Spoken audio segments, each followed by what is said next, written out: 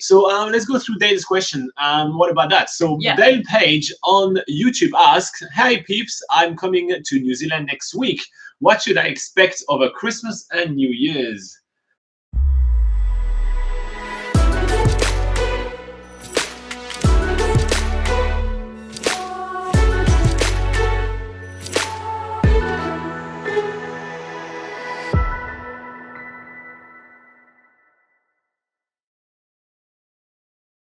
Well, you can expect something very different than you used to in the Northern Hemisphere, that's for sure. Do you want to get started? Yeah, well, in terms of how busy the New Zealand is, you are coming to New Zealand at probably the busiest time of the year, because bearing in mind that not only is New Zealand really popular for international travellers coming to get some sun over Christmas, but also the locals are all off work and obviously school holidays and stuff. So that is pretty much the busiest time to be at least travelling around the country and doing, tourist activities and stuff. It will be pretty busy. It's the busiest, it's the perfect storm of business. You've got school holidays, you've got all the Kiwis traveling around. It's summer holidays as well. Plus it's the busiest touristic time because everybody in Northern Hemisphere have holiday time and they want to come during our summer. So it's you can expect it to be very busy. That's the first point. But more over the actual Christmas Eve, Christmas Day and Boxing Day, obviously, like most places in the world that celebrate Christmas, it's going to be like a lot of shops and stuff are going to probably be shut. So, you get your supplies before then. In terms of Christmas celebrations and things, it really depends where you end up basing yourself. If you're maybe from hostels or accommodations, accommodations will usually put on something Christmassy for their guests. So, there's that to do.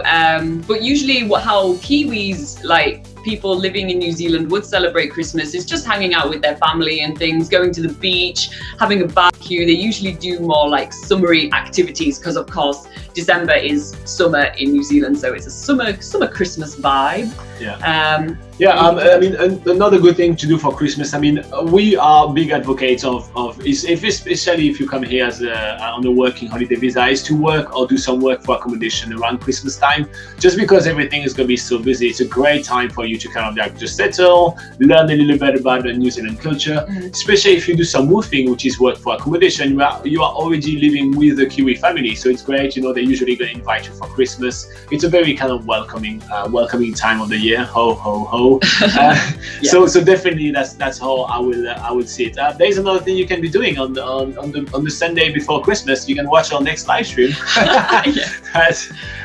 Christmas special live stream. Tune in next week. We actually got ourselves some Christmas hats, so Santa's hats and everything.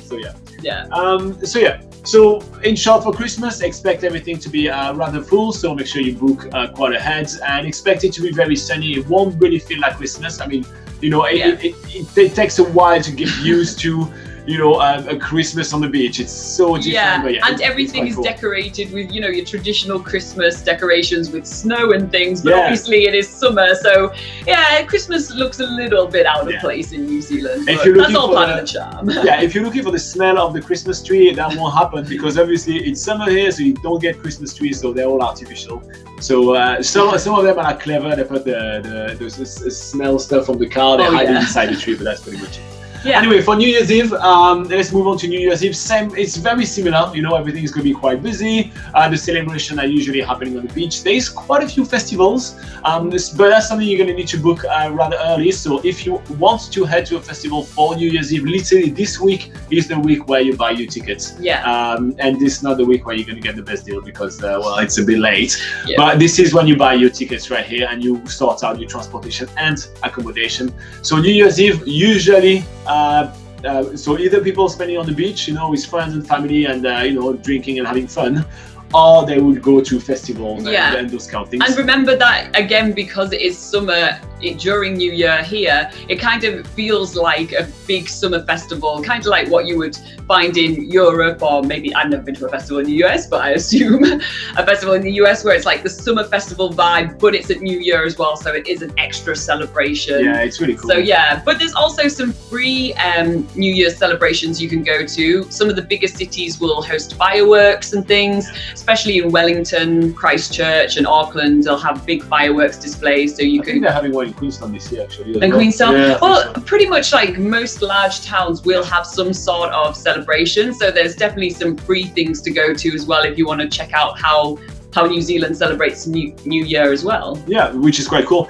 I mean, we are definitely really adventurer, more like it. So we're not necessarily into like, you know, getting completely drunk at New Year's every year. Yeah. So, you know, there is some like really fun feelings to be had if you actually decide to go on a hike for New Year's, or, you know, you get yourself. Or wake up like go and do a hike to one of the Department of Conservation huts. There's like overnight huts you can stay in on some multi-day hikes, and then you can wake up in a beautiful landscape on your first day of the new year. So that's like, there's some cool things you could think of. Yeah. But if you do have your own vehicle, because you're arriving so soon, Dale, you're literally arriving next week. If you've got to find your own vehicle, or if you can make your way around, and you want a story to tell for years to come, I will definitely head toward the east coast of the North Island.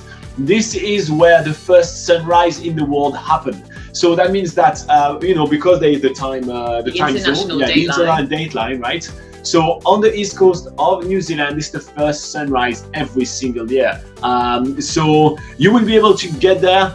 You know, you have a bit of a hike. We linked up to a video below that goes to a lighthouse, and it's a bit of a hike. It's very short, actually. It's a lot of stairs to climb, but it takes maybe about 15 minutes or something. Exactly. Yeah. So it's rather short. You go up there, and you are going to be sitting right here, and you're going to watch the first sunrise of 2019. Yeah. Honestly, how cool is that? You're going to be with a handful of people, because the East Cape of New Zealand is really not that well populated, and most people anyway are going to be really hungover, so they're probably going to be asleep right here. So you can literally tell your kids, your friends for so many years that you were about one out of, let's say, 1,000 people that have watched the first sunrise of 2019. And I think that's really amazing. Yeah. I think it's really cool. So we've done it.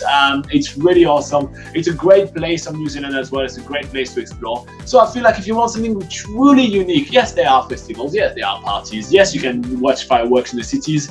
But, you know, you can do that in many places. But watch the first sunrise of the year. I think you can only do that in New Zealand. So that's personally what I would do. Yeah. Hey yo. I like Drop that. the mic.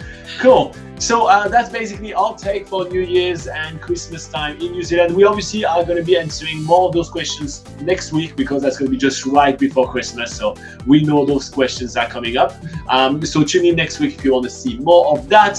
Check out all the links below on BackpackerGuide.NZ. We do have where to spend New Year's in New Zealand, and we also have where to spend Christmas in New Zealand. So head on to BackpackerGuide.NZ or check the link that we're going to put below.